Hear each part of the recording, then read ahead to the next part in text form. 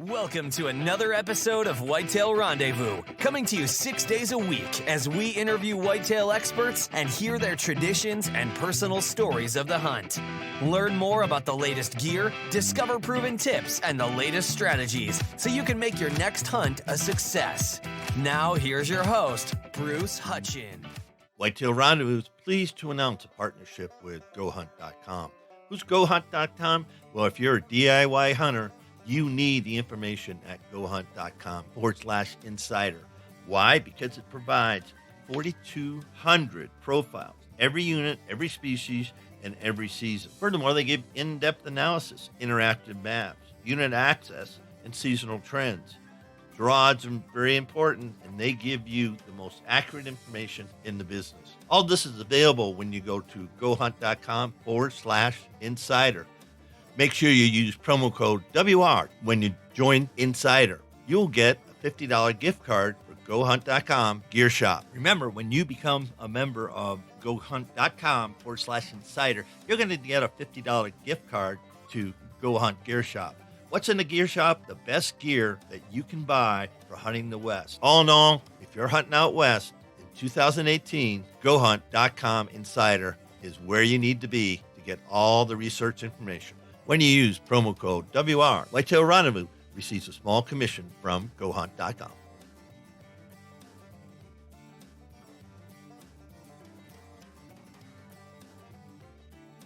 Hey, folks, we got a new sponsor. It's called Buckwild Coffee. What's so special about Buckwild Coffee? Well, a gazillion people go to Starbucks every day and drink coffee. Well, why shouldn't Buckwild Coffee offer you light, medium, or dark roast with free shipping? All you have to do is go to whitetailrendezvous.com, go to shop, and order your coffee, and I'll ship it out for free. Hey, thanks so much for visiting Buckwild Coffee. The best brew in the West, the best brew around the campfire, the best brew in the hunting shack, the best brew anywhere. Buckwild Coffee. Get yours today.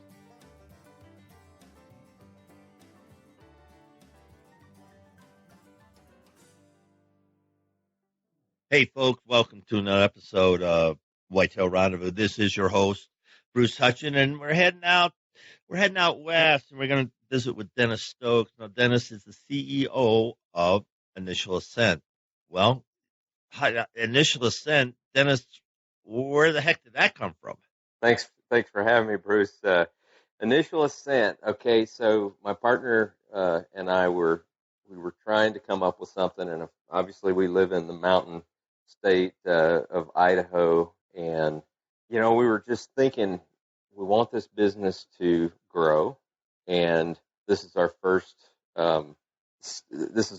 experience or stepping foot into this industry, and so it's our initial launch, and we want it to grow, so we're going to be ascending and hopefully not descending. So that's where it came from, Initial Ascent. All right, I like that. Okay, now I get it. I'm trying to think. Okay, let's unpack this. So, I'm at the trailhead, and I've got to get up to X elevation, and then things will change, and then the trek, the journey, the climb will open up from there. Mm-hmm. Typically that's the way it happens. Right. It really does. And folks, if you haven't been in the trailhead and done that, just go ahead and take a look at it, because you do, from everything I've ever done, you have an initial ascent, and then you get into the climb. And, and I'm going to spin it off to business. Anytime you think about a business, you begin. And that's the most critical thing about a business is start. And, let's go back 3 years and talk about how you and Joe got together and decided, this pack doesn't work for me because this strap doesn't cinch down, and I can't reach my water bottle carrier or whatever. And so you started. So let's go back 3 years and get us up to today. Okay. So, yeah, Joe and I have been friends for several years. We met each other basically at a football practice. Our kids were playing football, and we went to the same church. And so Joe and I figured out really quickly that we had a common interest, and that was hunting. And I had just gotten back into hunting probably, 4 or 5 years prior to meeting Joe, and I got back into it in a big way. I had stopped hunting for several years because my wife and I welcomed our twins into the world, and they take quite a bit of work, and so I put things on hold for quite a while. And so we got back into it, and Joe and I found that common ground, and we started hunting together, and we've owned both of us have owned numerous packs over the years, and we're pretty picky people,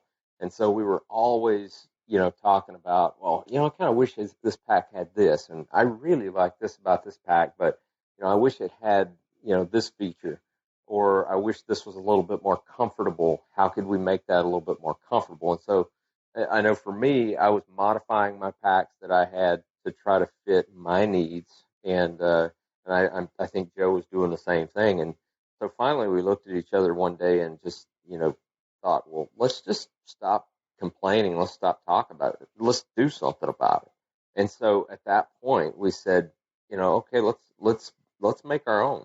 And that's where it started 3 years ago. And we started with, we had to have a foundation. And that's kind of the way we go about life. In life, you have to have a foundation. You have to have a solid foundation. And the same thing in the backpack world, especially when you're, hopefully going to be packing out over 100 pounds on the way back to the truck, because that means you've been successful in harvesting your animal. So we had to make sure it had a solid foundation. So that's where we started. We started with the foundation and the frame. You think back, I think, and I never used a wooden frame. They existed, 2 straps, piece of wood, and then they used to lash the quarters of white-tailed deer, moose, or whatever on those frames. And just go back, folks, and look at the archives of what they used to do. And then came along the aluminum, and I still have one. I think it's a moose freighter pack from Cabela's that actually carried, game, and I've carried way in excess of 100 pounds on that. The best thing, no, but it got the job done. Then my son came along and he started going internal frames, and then for all my hunts, once you get that internal frame, I went, oh, what have I been missing? Yeah.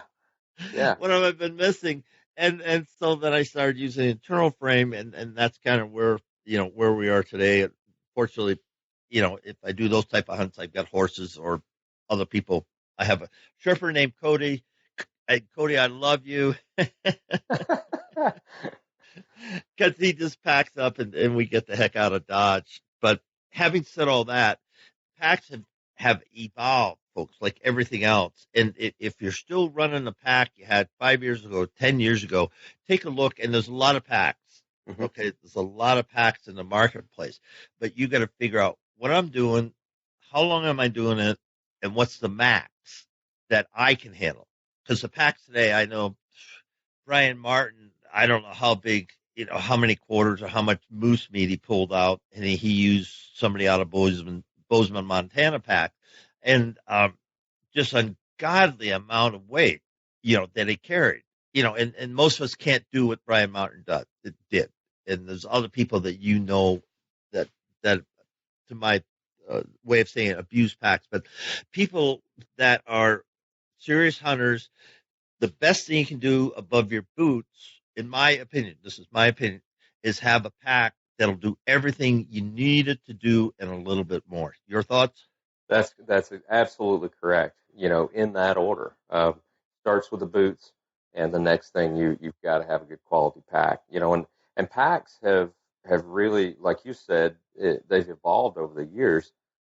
You had your big external frame packs that they were just a meat hauler, but they really weren't comfortable for an everyday wear, especially taking your camp in. And we got to realize that only a small percentage of the time are we actually hauling meat. So that and on the other side of that, you've got your internal frames, your traditional backpacking style backpacks. And those are very, very comfortable, but most of them won't hold the weight that's necessary to pack an animal out. So in these hunting backpacks, we have to create a pack that blends those two worlds together, and that's what Joe and I set out to do. There are a lot of other backpack manufacturers out there that build really good packs, no question about it. But we felt like the way we were going about it was first of all, it was the way that worked for us. And you mentioned the wooden frames.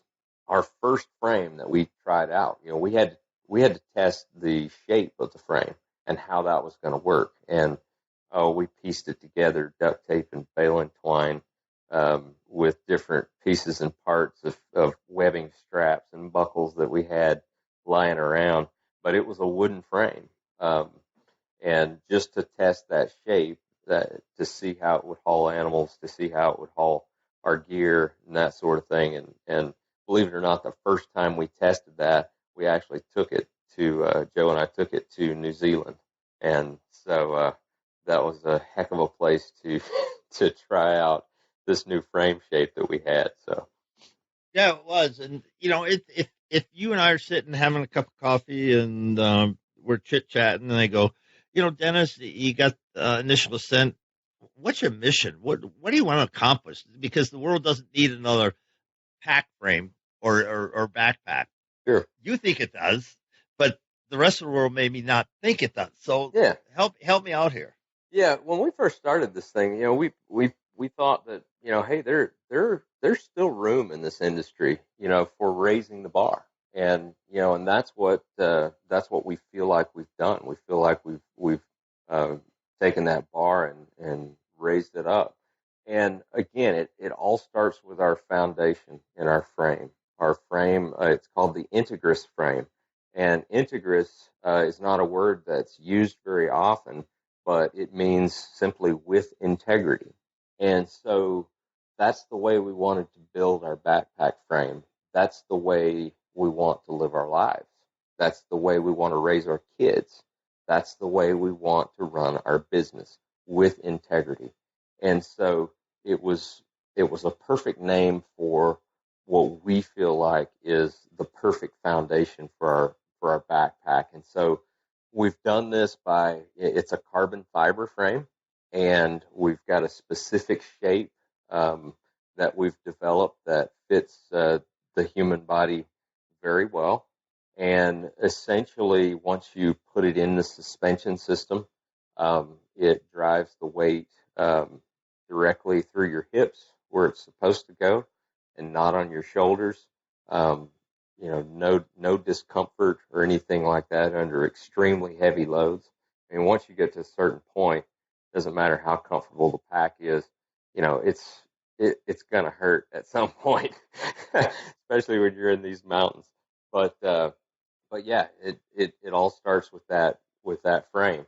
You move on, and by the way, I mean, there are some other carbon fiber frames out there, some good ones, but the way we've created and designed this and put it together, there's nothing else like it in the world. Nobody is doing it like we're doing it, and we feel like that what we've come up with has a distinct advantage over the competition. And so with that, you move on to our suspension system, and we feel like our hip belt and lumbar pad, the way we've done it with dual padding technology there, we feel like it's the most comfortable hip belt on the market today. Shoulder straps the same way. That's the foundation of what we're doing. And then you go to the bag. The bag is next, and our bag shape is what sets us apart from other bags out there. Most of these backpacks, and it doesn't matter if you're in the conventional backpack world or you're in the hunting world, most of these bags are shaped like tubes. And 101 on carrying heavy loads is you want to carry that load high and tight against your back. And so keeping that in mind, we developed our bag to where it was more wedge shaped, and So if you look at it from a rear profile, the bag actually comes down in a slight V. And if you look at it from a side profile, it's wedge shaped at the bottom as well. And so it's not tube like, it's more like a rectangle. And it's working very, very well for us. So that shape right there sets us apart from a lot of competitors out there.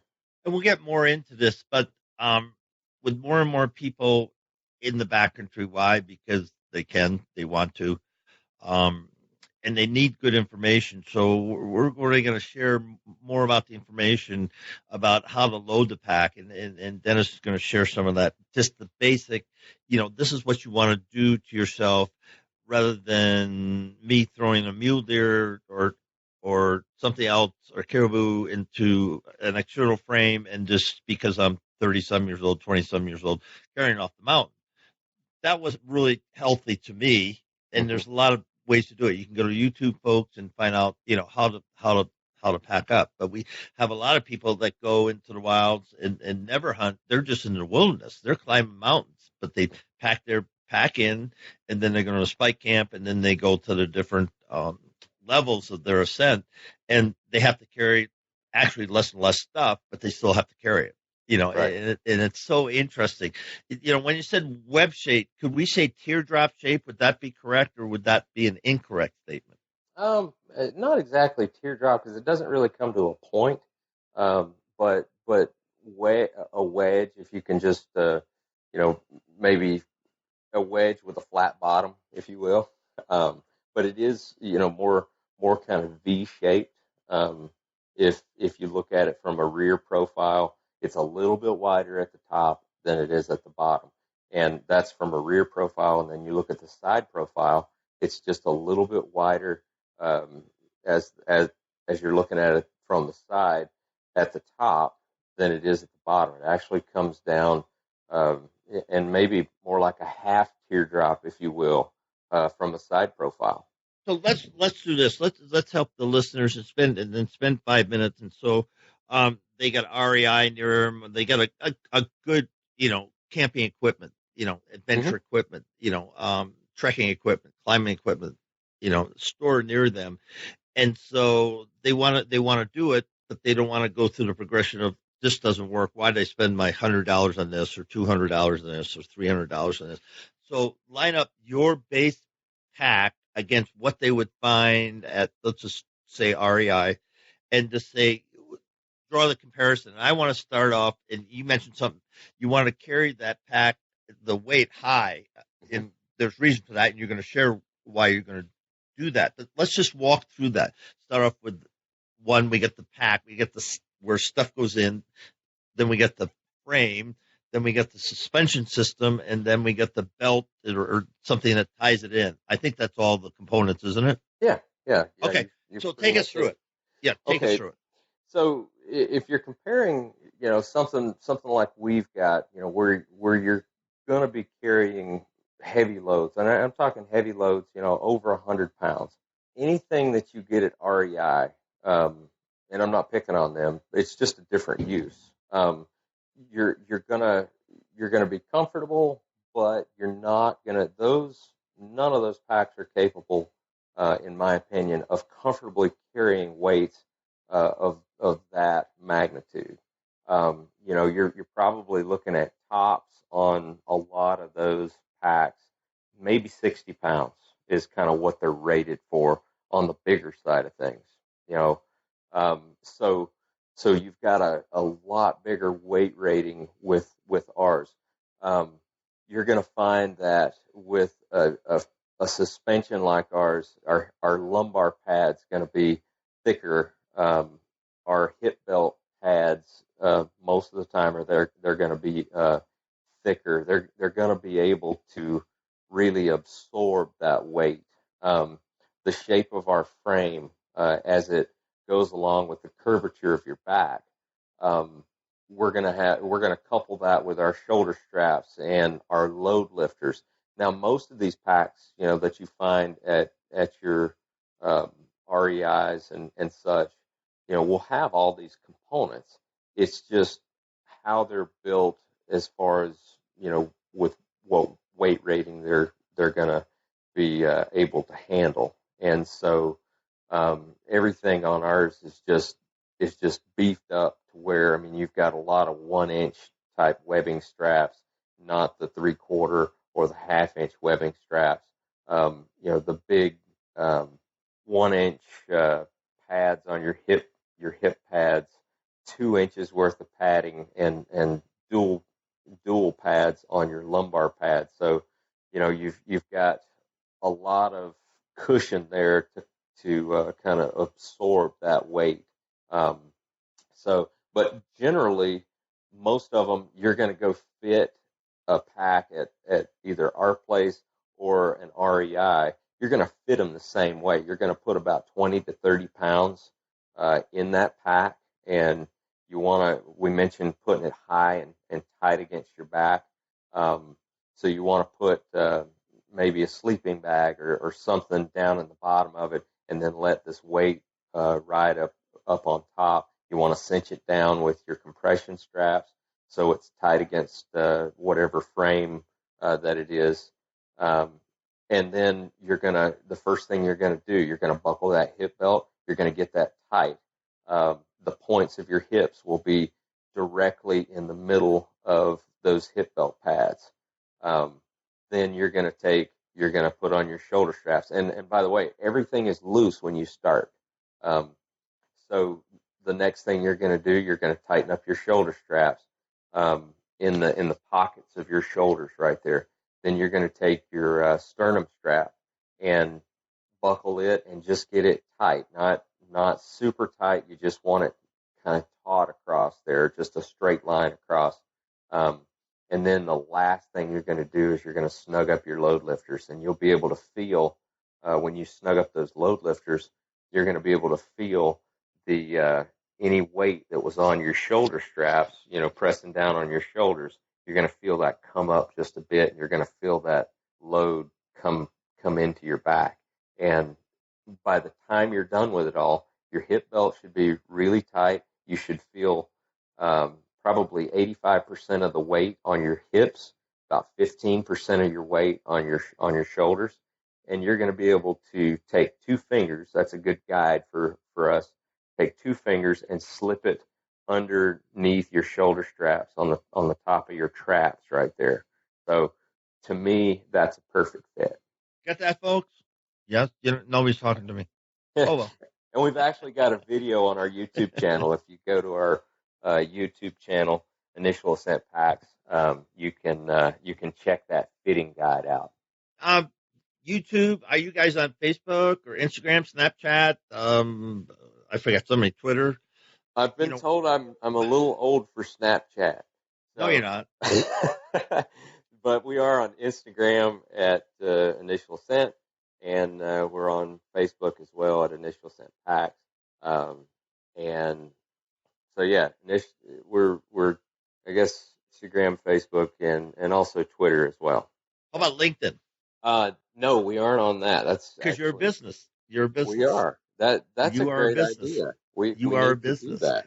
And then the other great idea is, so find somebody that loves your pack, that is younger than you, and say, would you run our Instagram accounts and we'll work something out? You know what? We're working on that as we speak. We've got a young gentleman identified that has tons and tons of followers, and he's really good at what he does. And so we're gonna be getting that going here pretty quick. Yeah, because one thing, in any business, and I've been at it for a couple of years now, is that, you have to, one, stay after it.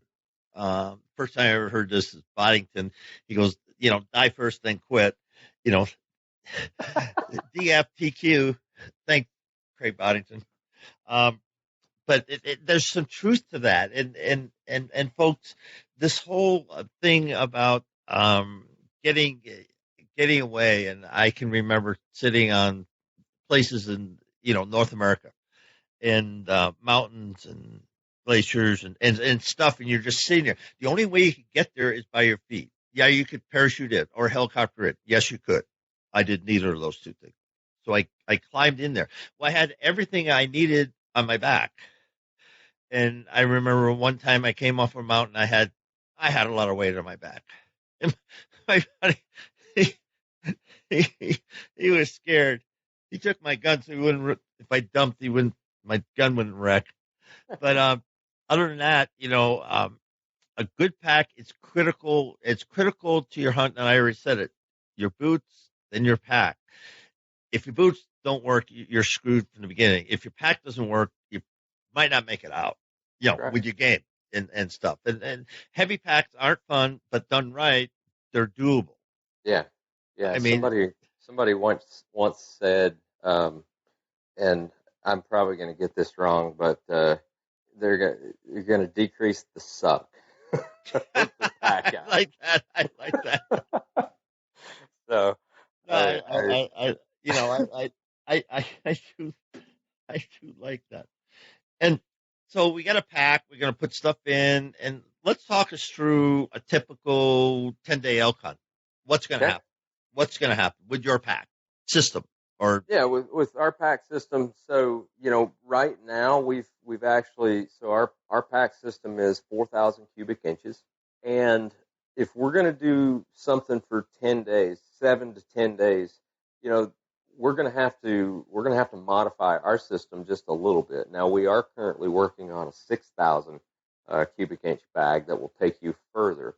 But what we do for those multiple day hunts like that, when you go over a week, is we'll actually we've got a dry bag, because what takes up the most amount of room, once you get all your gear in your pack, you've got your clothes, and obviously if you're on an elk hunt, it's September, you're going to dress a lot lighter than you are for a November elk hunt, right?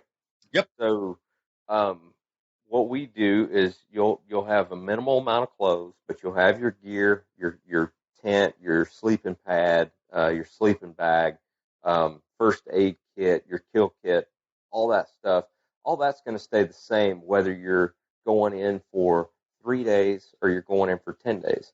So what takes up the most amount of room in your pack is your food, okay? And most of the time you're going to be taking in about, if you're smart about it, you're going to be taking in about 1.5 pounds of food for every day. And that's, using the lightweight, dehydrated, backpacking type foods. And so what we do is we actually take our dry bag, and it's about 1,500 cubic inches, and we'll take and put all of our food in that. And that will hold 7 to 10 days worth of food. And then we'll take and put the dry bag with our food in between our frame and our bag. And we've got our gear in our bag, we've got our food in our dry bag, and then we've got our lid going over the top, and we're ready to go for 7 to 10 days, no problem. Once we get in there to camp, wherever we're going to go, and these packs are meant for going back in the back country. So, let's just say we're going 5 to 10 miles in there before we decide to camp. We'll set up camp, and we'll just take our food bag out from between our bag, our regular bag, our IA4K bag, and our frame. And it's got a buckle on the top, and it's actually a roll top. And you take a piece of paracord, you tie it up, and you can put it in a tree, obviously to keep it away from bears. And then every day when you're gonna eat something, I put my food, if it's 1.5 pounds or whatever, each day goes in its own Ziploc bag. And so that way I know I've got my Ziploc bag for today, and I'm not going to break into tomorrow's Ziploc bag. So I can organize my food that way. And so you're just once a day, you're taking that bag down, you're putting your food, your Ziploc bag in your pack, and you're going off for the day. Now, the way we do that, we actually have a component or an accessory to our pack system called the pannier load carrier. And what that is basically it's just a load sling. It hooks onto the webbing straps and buckles that we already have on there. And it's I want to say it's about, by the time it's all said and done, it's about 2,000 cubic inches, and it's got a big pocket on the outside, and you can hook your lid up to it. And it's basically our day pack. So our day pack is about 3 pounds, and you're off and running. So you leave your big bag. You can take the big bag off at your camp, leave it there, and you don't even have to mess with it until you're ready to hike out with your camp. So we're using our pannier load carrier for all of our day hunts out of camp. And once you get your animal down out there, that load carrier's carrying that first load of meat back to camp.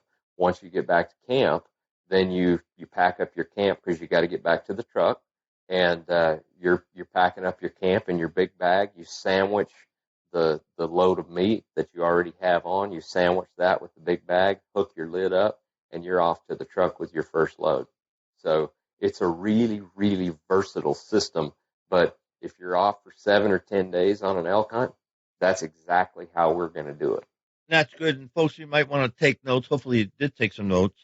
And I've made a mistake of leaving camp without any pack. And, I had my day pack, my knives and stuff like that, so I could quarter up and get the animal taken care of. But I you have to sling it over your shoulder, and that looks fun, but it's not really fun. It just looks it looks sort of cool, but it really isn't, because it just isn't. And and so you gotta think about it. Getting to camp and getting set up. Okay, that's all good. So that's the hiking in part. Now you're turned into a hunter. Now you got to figure out, okay, now I'm hunting. I get the game down. Now you got to turn into a meat processor, because you owe it to that animal to get that sucker out, because in September it could be 89 degrees. Yep. And you don't want to lose your meat. You don't want to lose your cape. You don't want to lose any of that stuff. So, there's many, many different factors that enter into why you need the best pack you can possibly afford, and why you need to be in physical condition to do all what we're talking about. Because right. 5 miles, you go past 5 miles in the mountains, you're someplace. You really are. Yeah. You get in 10 miles and you're really someplace. And we're talking the lower 48. We're not talking up in Alaska. We're talking lower 48. And you get in there and you're not on horses or llamas or goats or whatever pack animals are using. It's all on you. Yep. That's exactly right. It's all on you, and you better have it figured out. Because I've made enough mistakes, and to say I don't think I'm going to do that again. And so learn from other people's mistakes. That's the biggest thing I can say on that. You think about, hunting, and I was thinking when in the warm up folks were talking about how Dennis came out of Florida, and I was thinking, yeah, one of those diminutive white-tailed deer in Florida, we could take one of his 4,000 square foot or cubic foot and jam that sucker in there and walk out drinking a beer and having and eating a hamburger. Yeah, you're not kidding about that. And I don't mean to degrade your deer in Florida. No. I'm going to get some hate mail from Florida. I know that, but it's kind of funny. It's kind of like the first antelope. I lift it up. I go, okay. Yeah, I was the same thing. I was hunting down in Mexico for Coues deer about 5 years ago, and I got it down, and we basically threw the entire thing in my pack whole. Didn't even and just went with it. We were only we weren't very far from our camp, and so we just decided we're just going to throw it in whole, and we're going to go and we're going to take care of it. We actually had a tree there that we could hang it up in and do it the old fashioned way.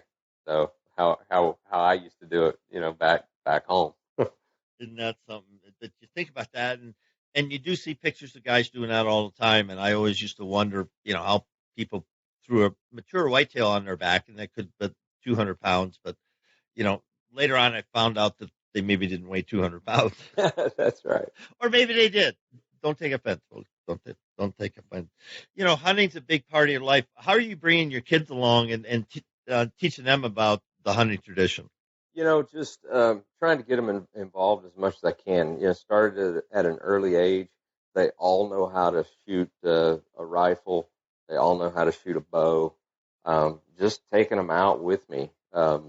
we do a lot of hiking around, and I've had all three of them except for my 12-year-old, and she's next. But I've had the older two.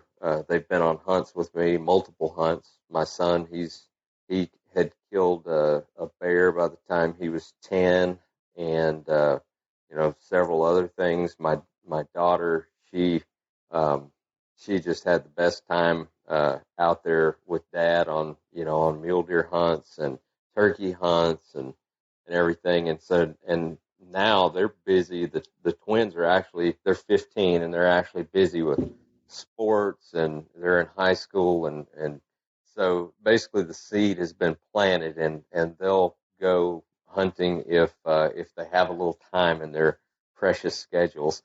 But my youngest one, she's just recently really shown an interest in shooting a bow, and so here recently we have really gotten a lot of time into being in the backyard and starting at even 7 yards and just getting her to where she's hitting that target, and starting out shooting fingers, um, and then now we're backed up to about 15 yards, and she's making these really tight groups at 15 yards. So she knows that, we're going to start moving back a little further and a little further, and she's just really enjoying it. And as her dad, I'm eating it up. And I know there's a lot of kids out there that have started a lot younger and whatnot, but it doesn't matter what age they are. Just as a dad, it's just a lot of fun to see that, and to see the smile on their face when they hit that 3D antelope target in the kill zone, and they look up at you and they say dead antelope. Works for me. Hey, how do people get a hold of you, Dennis? If somebody wants to reach out and say, I disagree with you. Wait a minute. I've got XYZ and I've been doing XY Sim, and, I carried 150 pounds off, X Mountain last year, and, Yeah, they can get a hold of me at dstokes@initialascent.com. That's probably the best way that they can get a hold of me. Other than Instagram, I run our Instagram feed, and so they can direct message me on there. But they got to follow us first. So, but yeah, those are ways. Facebook's another way as well. How about, and so you get your Gmail account. How about your website? Website is www.initialascent.com. So go on there, read about the pack, read about how we came about. You kind of get to look under the hood a little bit and find out how things are made, how we designed it, and obviously what we offer on there. And folks, earlier we were on Facebook Live and we're talking about the recent rendezvous, backcountry rendezvous that was held there. And how do people get a hold of backcountry hunters and anglers? Yeah, so great organization that supports and celebrates public lands and our public land rights and our public land use.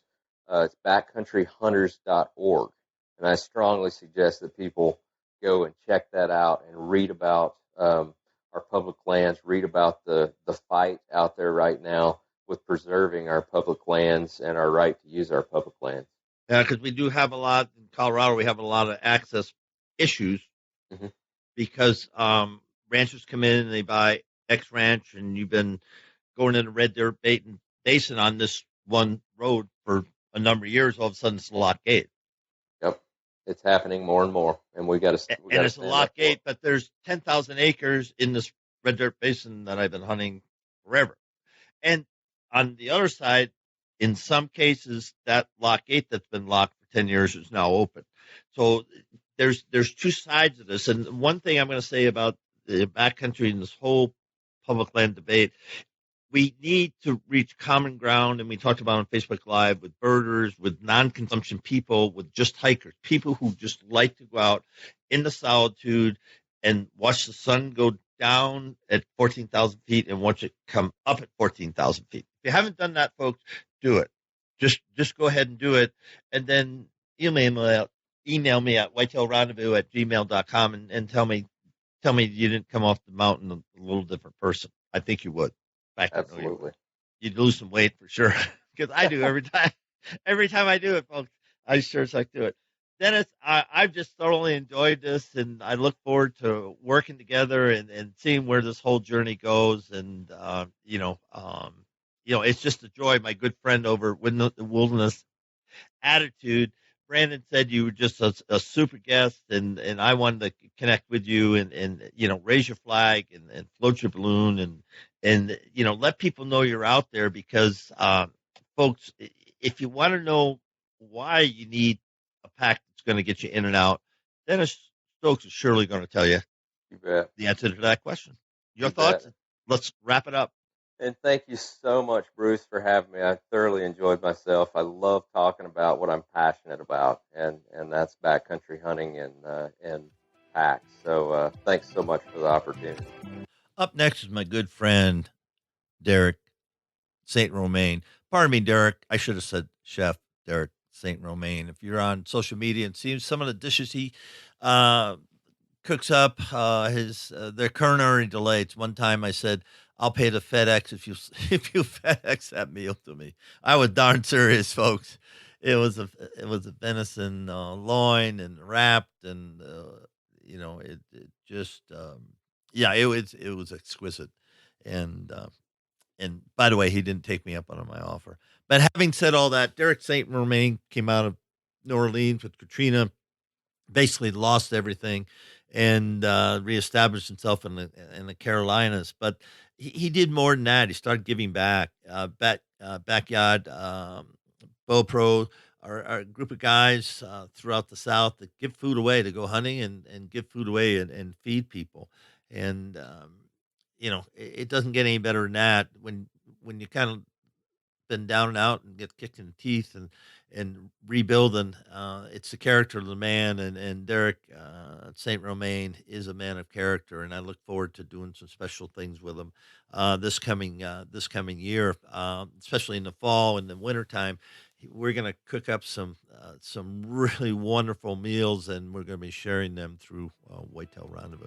All that to say, I'm pleased to have Derek back on the show, and you don't want to miss this. Thanks for joining us. Be sure to tune in tomorrow for another episode of Whitetail Rendezvous, where you can listen and learn from the experts so you can be more successful on your next hunt. Until next time, listen, learn, and succeed.